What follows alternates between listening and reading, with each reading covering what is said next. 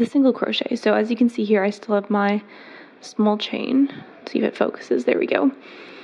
And what we're going to do now is we're going to skip the first chain right here, go into the second chain. So if you can see here, the chain, if you flip it over, you can see it has kind of 3 strings in each chain.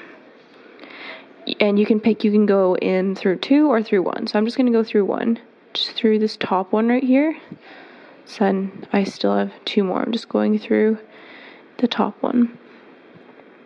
And then grab the yarn, again with your hook facing down, and pull it through the loop so that you have 2.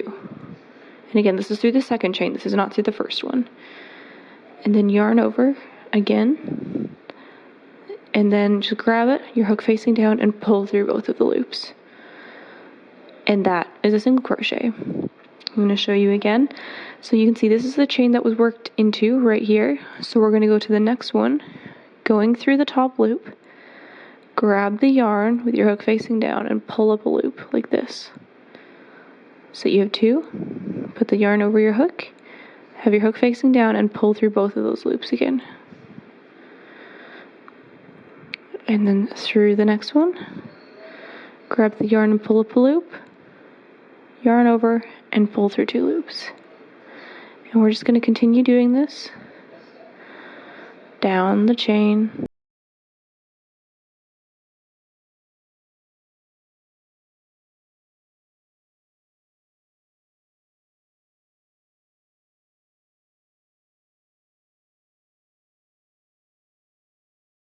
And you don't need a very long chain to practice this, because then I'm going to go ahead and show you how you can practice doing rows.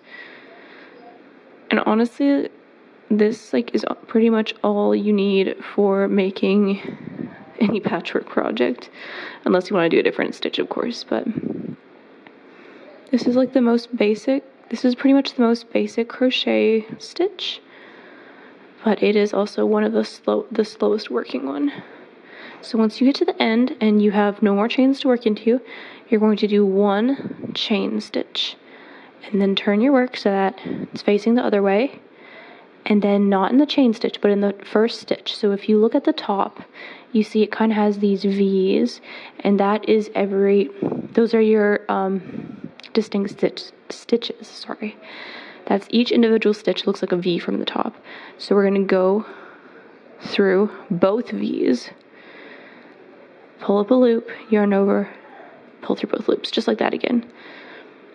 Through, so when you're going through the V, you see there's this gap. It's the bigger gap right here. You just go right in there with your hook, underneath both of them again, and then continue along.